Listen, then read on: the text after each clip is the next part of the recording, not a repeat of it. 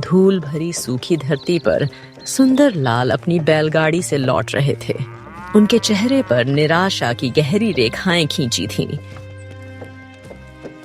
उनके पीछे उनकी पत्नी लक्ष्मी और बेटा रवि चुपचाप चल रहे थे। पिछले 3 साल से उनकी फसल लगातार बर्बाद हो रही थी। उनकी आखिरी उम्मीद भी टूट चुकी थी।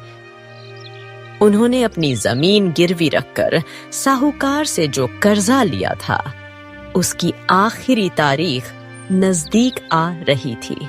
सुंदरलाल की हताशा अब गुस्से में बदल चुकी थी। रवि, तेरी माँ को बता दे कि अब क्या होगा। शहर में नौकरी ढूंढने गया था, क्या मिला? यह खाली हाथ इसी मिट्टी में पैदा हुआ और इसी मिट्टी में मिलकर रह जाएगा तू। बाबूजी, मैं पूरी कोशिश कर रहा हूँ।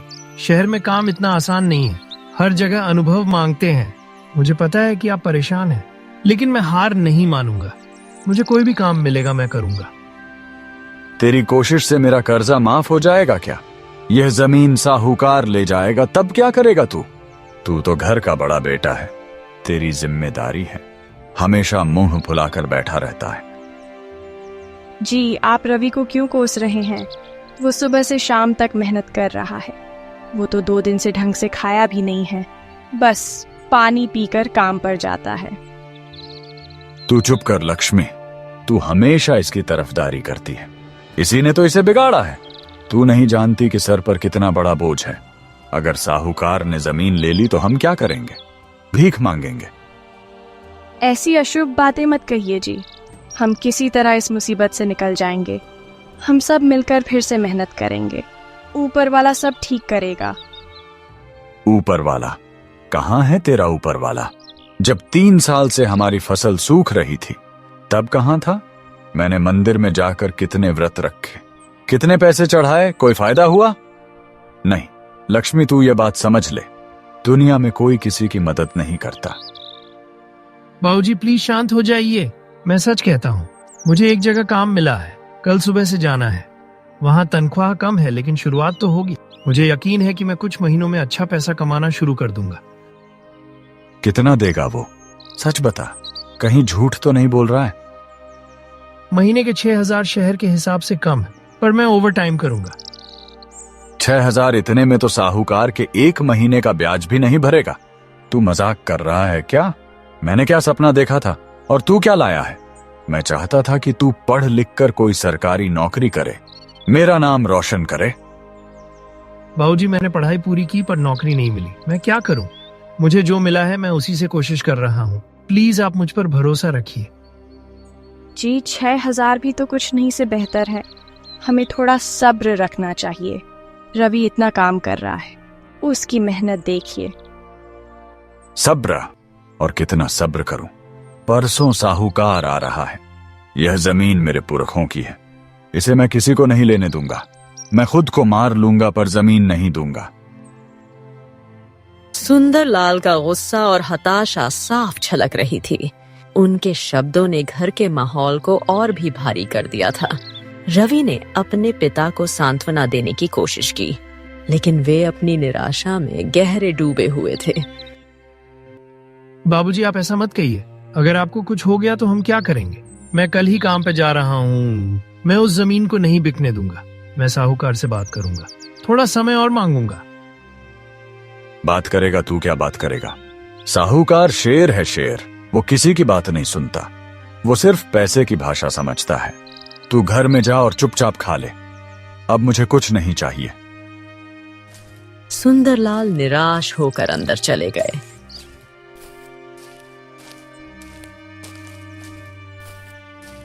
लक्ष्मी ने रवि को हिम्मत दी।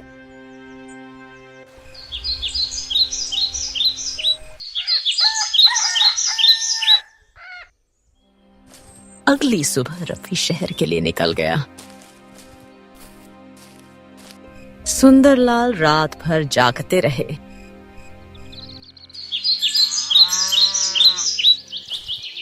दो दिन बाद साहूकार राम सिंह अपने 2 आदमियों के साथ सुंदरलाल के घर पहुंचा। सुंदरलाल कहाँ है तू? निकल बाहर, तेरे कर्जे की तारीख आ गई है। साहूकार जी राम राम। बैठिए, पानी पीजिए। मुझे तेरी बकवास नहीं सुननी, सीधी बात कर। पैसा लाया। साहूकार जी, आप तो जानते हैं लगातार 3 साल से बारिश नहीं हुई, फसल पूरी तरह बर्बाद हो गई। मेरे पास अभी पैसा नहीं है। नहीं है, मैंने तुझे मोहलत दी थी, अब और नहीं। तेरी जमीन गिरवी रखी थी, अब जमीन मेरे नाम कर। साहूकार जी, मेरे पुरखों की जमीन है, मुझे थोड़ा समय दे दीजिए, बस एक फसल का समय। मैं वादा करता हूं। वादा? तेरे वादे पर मैं भरोसा नहीं करता। यह ले कागजात, दस्तखत कर। साहूकार जी, हमारे बेटे शहर में काम ढूंढ लिया है, वो पैसे भेजेगा, थोड़ा तो रहम कीजिए। तेरा बेटा वो तो भाग गया, ये सब तेरा बहाना है। सुंदरलाल, दस्तखत कर, वरना मैं तेरे घर का सामान उठा ले जाऊंगा। साहूकार जी, यह जमीन मेरा सब कुछ है, मैं कहां जाऊंगा? मेरे बच्चों का भविष्य क्या होगा? मेरे खेत को मत लीजिए, मुझे इससे कोई फर्क नहीं पड़ता। तूने कर्जा लिया है, भरना पड़ेगा। मेरे आदमी इन्हें धक्का देकर बाहर निकालो और खेत की दीवारें खड़ी करो। साहूकार के आदमी तुरंत खेत पर कब्जा करने के लिए निकल पड़े। सुंदरलाल की हालत देखकर लक्ष्मी बेतहाशा रोने लगी। सुंदरलाल का स्वाभिमान, उनकी पहचान, सब कुछ एक पल में टूट गया था। हे भगवान, ये क्या कर दिया? हमारा घर बर्बाद हो गया, अब हम कहाँ जाएंगे? मेरी जमीन चली गई, सब कुछ खत्म हो गया। रवि, मैंने तुझे कितना बुरा भला कहा और तू।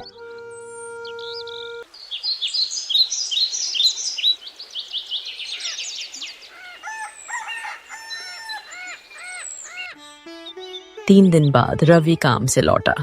उसके चेहरे पर थकान और उम्मीद का मिला जुला भाव था। उसने अपनी पहली तनख्वाह से कुछ पैसे बचाए थे। माँ, बाबूजी देखो, मैं आ गया। मेरे लाल, तू आ गया?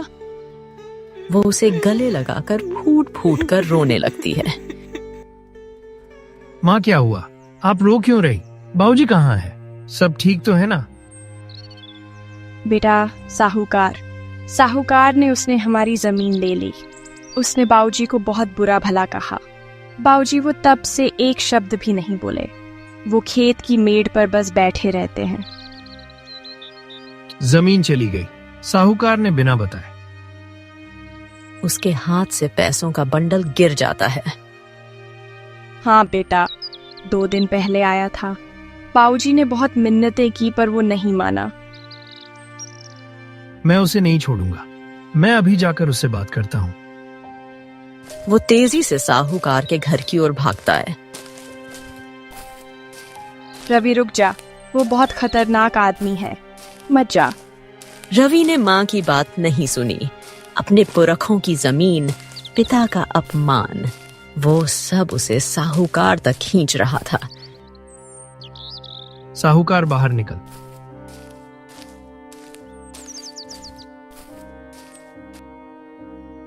अरे कौन है ये पागल? ओए, कौन है तू? मैं सुंदरलाल का बेटा हूँ, रवीन की। तूने ऐसा क्यों किया? तूने मेरी जमीन क्यों छीन ली? ओहो, सुंदरलाल का बेटा, तू तो शहर में नौकरी करने गया था, क्या लाया है? और तेरी हिम्मत कैसे हुई मुझसे इस तरह बात करने की?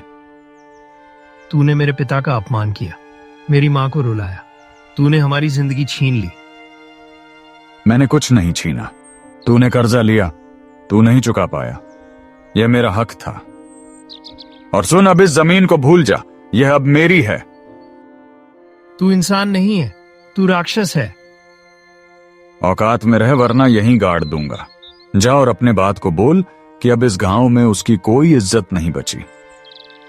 साहूकार के आदमियों ने रवि को बुरी तरह पीटा और उसे खींचकर गांव के बाहर छोड़ दिया।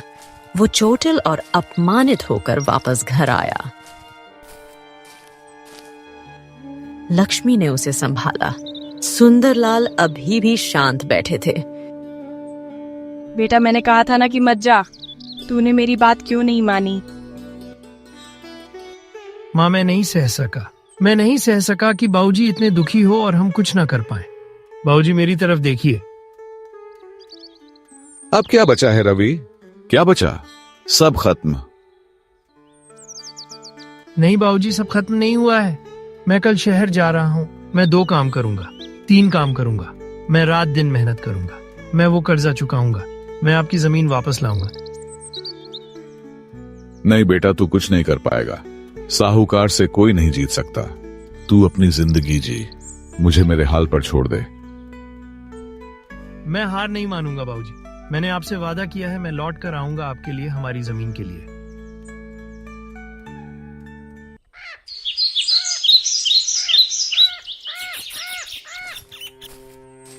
रवि अगली सुबह फिर से शहर की ओर निकल पड़ा। उसका एक ही सपना था, साहूकार को उसका पैसा लौटाना और अपने पिता का टूटा हुआ सपना फिर से आने जोड़ना। 6 महीने बाद रवि ने अपनी हर जरूरत को मारकर पैसे जोड़े। उसने इतनी रकम जमा कर ली थी कि कर्जे की एक बड़ी किश्त साहूकार को दी जा सकती थी। वो अपनी माँ को फोन करके बताता था कि वह जल्द ही घर आएगा। सुंदरलाल पूरी तरह टूट चुके थे। वो किसी से बात नहीं करते। एक शाम रवि थका हारा गांव लौटा। इस बार उसके हाथ में एक बड़ा सा लिफाफा था जिसमें साहूकार के कर्जे का बड़ा हिस्सा था। माँ, मैं आ गया। मेरे लालतू आ गया। देख, तेरे बाबूजी की तबीयत और खराब हो गई है। वो 2 दिन से कुछ खा भी नहीं रहे हैं। बाबूजी कहाँ हैं? वो अभी भी खेत के पास ही बैठे हैं। बेटा, तूने साहूकार के लिए पैसे जुटाए? हाँ माँ, मैं अभी साहूकार के पास जा रहा हूँ। तुम बाबूजी के लिए थोड़ा खाना बनाओ। रवि सीधा खेत की ओर भागा। उसने देखा सुंदरलाल एक पेड़ के नीचे लेटे हुए हैं। उनकी सांस बहुत धीमी चल रही थी। बाबूजी उठिए, क्या हुआ आपको? रवि, तू आ गया। बेटा, अब बहुत देर हो चुकी है। मेरी सांस। नहीं बाबूजी, आप ऐसा मत कहिए। मैंने पैसे जुटाए हैं। रवि तेजी से भागा और गांव के पास की डॉक्टर को बुला लाया। डॉक्टर साहब, जल्दी चलिए। मेरे बाबूजी, उनकी तबीयत बहुत खराब है। डॉक्टर आनंद ने सुंदरलाल की जांच की। रवि, मुझे लगता है कि इन्हें दिल का दौरा पड़ा है। इनका तनाव बहुत बढ़ गया था। हमें इन्हें तुरंत शहर ले जाना होगा। क्या दिल का दौरा? डॉक्टर साहब, क्या ये ठीक हो जाएंगे?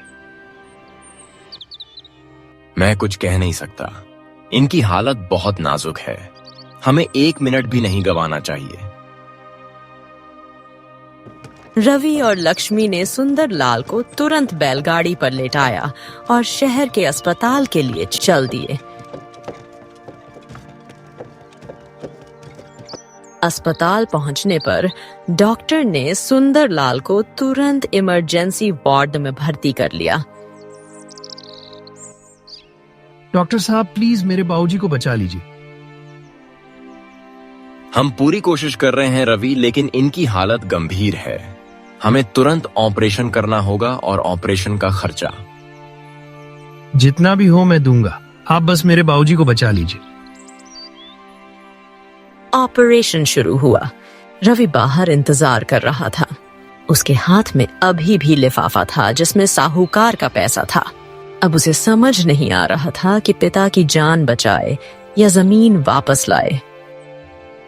बेटा, तेरे बाबूजी को कुछ नहीं होना चाहिए। तू सब पैसे लगा दे, सब कुछ बेच दे, बस उन्हें बचा ले। माँ, आप चिंता मत करो, मैं हूं ना। 2 घंटे बाद डॉक्टर ऑपरेशन थिएटर से बाहर आए। रवि, ऑपरेशन सफल रहा, लेकिन क्या डॉक्टर साहब? इन्हें अब भी आईसीयू में रखना होगा। अगले 48 घंटे बहुत नाजुक हैं और रवि, इनके दिमाग पर तनाव का बहुत बुरा असर पड़ा है। मुझे नहीं लगता कि यह अब कभी सामान्य हो पाएंगे। रवि का दिल बैठ गया। उसने तुरंत साहूकार को पैसा देने का विचार छोड़ दिया। अब उसका एक ही सपना था, अपने पिता की देखभाल करना। नहीं, ये नहीं हो सकता। तुम्हें मजबूत बनना होगा रवि। तुम्हारे पिता को तुम्हारी जरूरत है।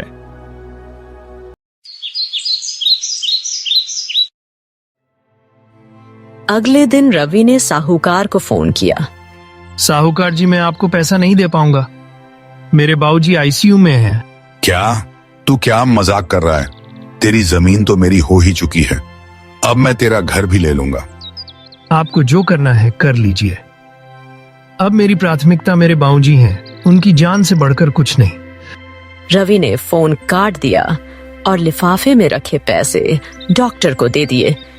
उस पल साहूकार की जमीन का सपना टूटकर बिखर गया, लेकिन उसके पिता की जान बचाने का संकल्प मजबूत हुआ।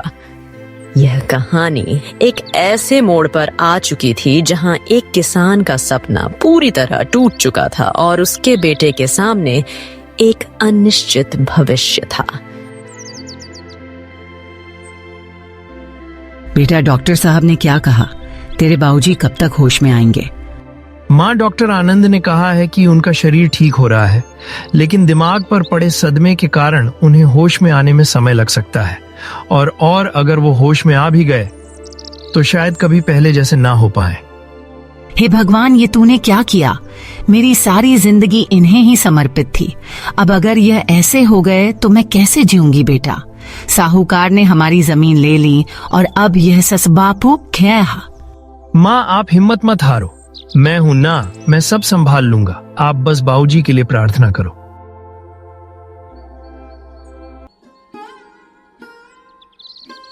रवि, एक अच्छी खबर है। सुंदरलाल ने अपनी आंखें खोली हैं। सच? डॉक्टर साहब, क्या मैं उनसे मिल सकता हूँ? हाँ, लेकिन सिर्फ तुम। और ध्यान रहे, कोई तनाव नहीं देना है, बस शांत रहना है। रवि तेजी से आईसीयू के अंदर गया। सुंदरलाल बेड पर लेटे थे। उनकी आंखें खुली थीं, लेकिन उनमें कोई चमक नहीं थी। बाबूजी, आप ठीक हैं? रवि, कहाँ हैं हम? मेरी जमीन। बाबूजी, हम अस्पताल में हैं। आप ठीक हो रहे हैं, जमीन की चिंता मत करो, मैं हूं ना। मुझे खेत पर जाना है, मुझे बीज बोने हैं, बारिश आने वाली है। बाबूजी, अभी बारिश नहीं आएगी और अभी आप घर नहीं जा सकते। आपको आराम करना है। आराम? किसान के लिए आराम कहाँ? मुझे सब पता है। साहूकार आया था, उसने जमीन छीन ली। तूने मुझे बचाने के लिए यह नाटक किया है। बाबूजी, ये नाटक नहीं है, आप सच में बीमार थे। मैं मर क्यों नहीं गया रवि? अब मैं क्या करूंगा? मैं उस सूखी जमीन को कैसे देखूंगा? मैं उस जमीन के बिना सुंदरलाल नहीं हूं। बाबूजी, आप ठीक हो जाएंगे। हम फिर से सब कुछ ठीक कर लेंगे। मैं दूसरी जगह नौकरी ढूंढूंगा किसी। अरे चुप कर, तू क्या कर लेगा? तू तो नाकाम है। तूने मेरी मदद नहीं की। तूने मुझे मर जाने दिया होता तो अच्छा होता। सुंदरलाल का भ्रम और बढ़ गया था। रवि दुखी होकर बाहर निकला। क्या हुआ बेटा? क्यों रो रहा है? माँ, बाबूजी वो ठीक नहीं है। उन्हें लग रहा है कि सब खत्म हो गया है। उनका दिल टूट गया है बेटा। वो अब बस एक टूटे हुए खिलौने की तरह है। हमें उन्हें संभालना होगा। हाँ माँ, मैं संभालूंगा। पर अब हमें क्या करना चाहिए? हमारे पास पैसे नहीं हैं। अस्पताल का बिल और घर का खर्च। हमारा जो कुछ भी बचा है उसे बेच दो बेटा। मेरी सोने की चूड़ियां हैं, घर में थोड़ा बहुत सामान है, सब बेच दो। बस इन्हें सही सलामत घर ले आओ। ठीक है माँ, मैं कल सुबह ही गांव जाता हूँ। मैं सब कुछ बेचकर पैसे लेकर आऊंगा।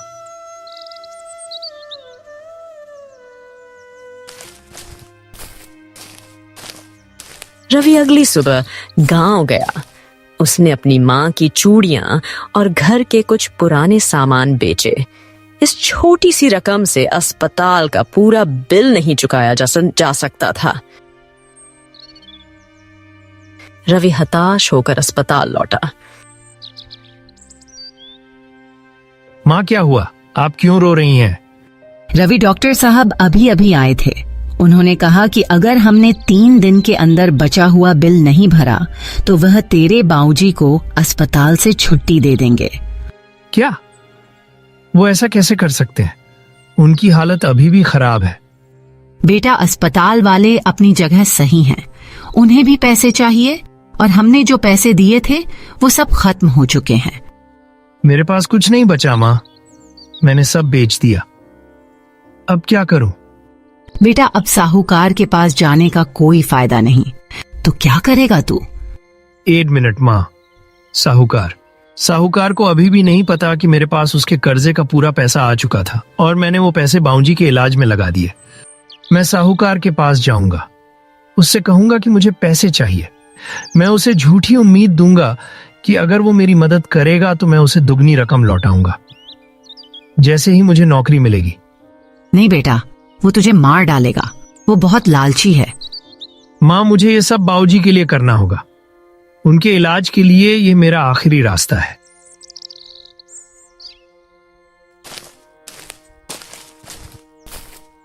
रवि साहूकार राम सिंह के पास जाने के लिए गांव की ओर भागा। साहूकार जी। अरे सुंदरलाल का बेटा, तू फिर आ गया। अब क्या लेने आया है? साहूकार जी, मैं जानता हूं कि आप पैसों के लिए कुछ भी कर सकते हैं। मेरे बाबूजी अस्पताल में हैं, उन्हें तुरंत इलाज की जरूरत है। मैं आपको एक प्रस्ताव देने आया हूं। प्रस्ताव तेरे पास क्या है देने के लिए? जमीन तो मेरी है। मैं आपसे कुछ पैसे उधार मांग रहा हूं। मैं आपसे वादा करता हूं, एक बार मेरे बाबूजी ठीक हो गए और मेरी नौकरी लग गई तो मैं आपको इस रकम का दुगना लौटाऊंगा। दुगना? सच बोल रहा है तू? हाँ, सच कह रहा हूं, बस मुझे थोड़ा समय चाहिए। ठीक है, मैं तुझे पैसे दूंगा, लेकिन एक शर्त है। तू मेरी जमीन पर, जिस पर तेरा बाप कभी गर्व करता था, उस पर अब मेरी फसल बोएगा। जब तक तू मेरा पूरा पैसा दुगना करके नहीं लौटाएगा तब तक तू मेरा गुलाम है। मैं तैयार हूं, मुझे आपकी शर्तें मंजूर है। साहूकार राम सिंह ने पैसे दिए। रवि तुरंत अस्पताल की ओर भागा। उसने बिल चुकाया। डॉक्टर साहब, मैंने बिल चुका दिया है, मेरे बाबूजी को बचा लीजिए। रवि, तुमने बहुत बहादुरी का काम किया है। अब हम इनकी देखभाल करते रहेंगे, लेकिन तुम्हें अब इनसे मिलना होगा। रवि फिर से आईसीयू में गया। बाबूजी देखिए, मैं आ गया। आप ठीक हो रहे हैं? तू क्यों आया? तूने मेरे बेटे को मार दिया। तू मेरा बेटा नहीं है। मेरा बेटा रवि तो साहूकार के लिए काम करता है। सुंदरलाल का भ्रम और बढ़ गया था। रवि टूट गया। उसने बाहर आकर लक्ष्मी को सब बताया। अब क्या करें बेटा? उनका दिमाग पूरी तरह से चला गया है। माँ, अब हमें उन्हें घर ले जाना होगा। डॉक्टर आनंद ने कहा था कि घर के माहौल से शायद कुछ सुधार हो।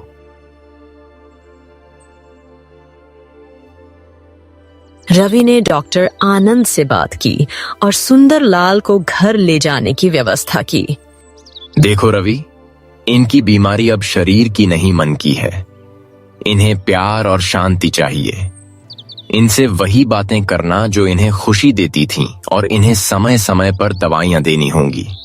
रवि, लक्ष्मी और सुंदरलाल गांव वापस लौटे। अरे रवि, हमारे घर में आज कितनी शांति है। देख लक्ष्मी, अब हमें कोई चिंता नहीं। चल खेत पर चल। बाबूजी, पहले आप आराम कर लो। रवि और लक्ष्मी ने सुंदरलाल को शांत किया और उन्हें दवाई दी।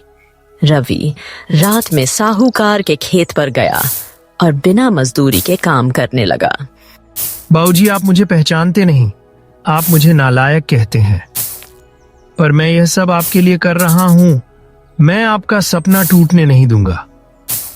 मैं आपकी जान बचाऊंगा।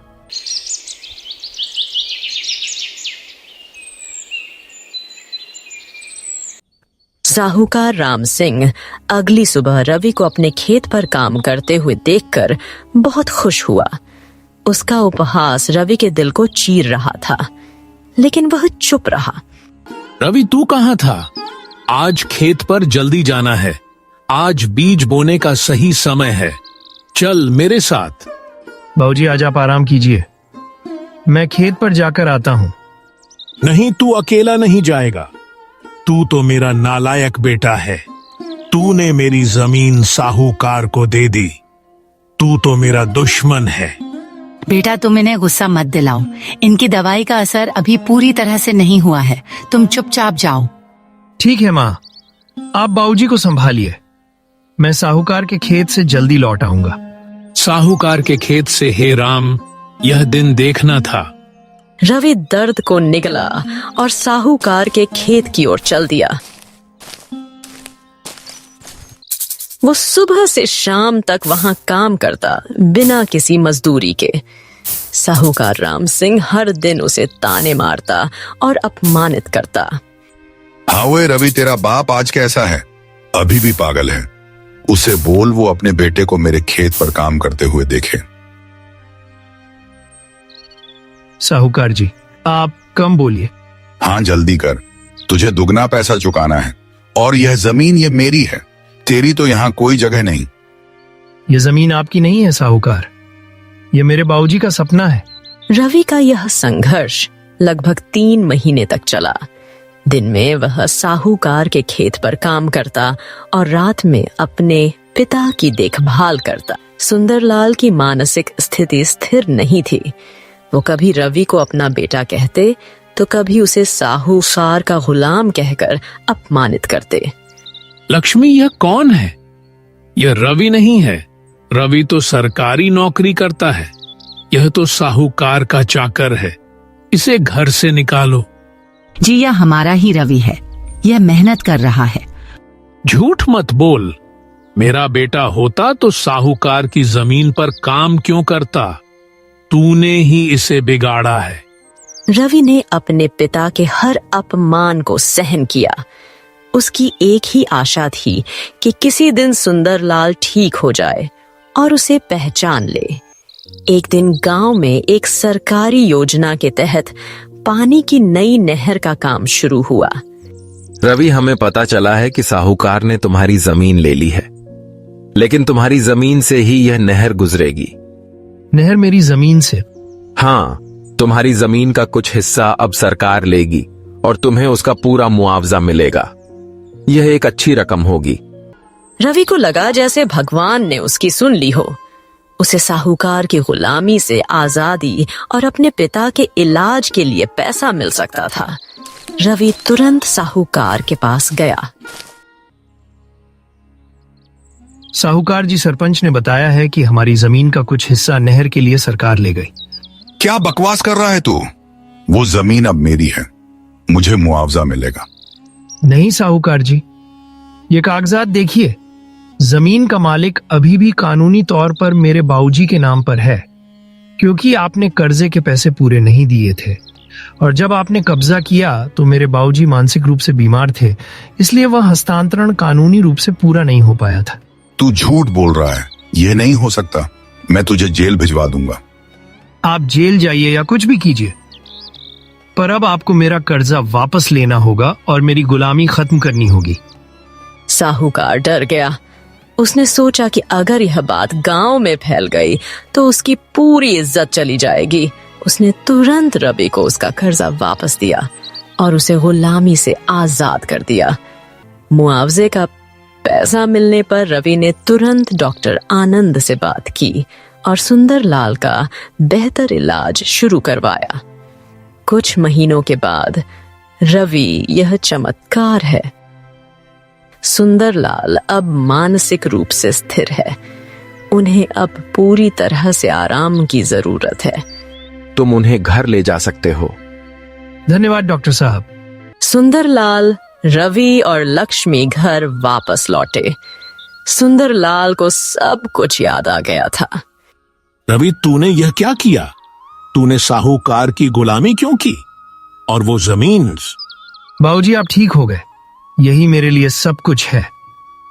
मैंने आपकी जान बचाने के लिए वो गुलामी स्वीकार की और जमीन हमें मुआवजा मिला है।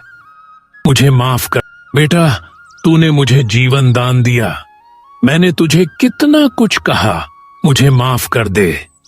तू ही मेरा असली गौरव है।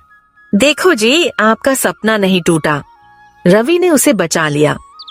रवि ने साहूकार के कर्जे का बचा हुआ पैसा साहूकार को लौटाया और शेष मुआवजे की राशि से गांव में एक छोटा सा लेकिन बेहतर खेत खरीदा। इस बार सुंदरलाल और रवि ने मिलकर उस नई खेत पर बीज बोए।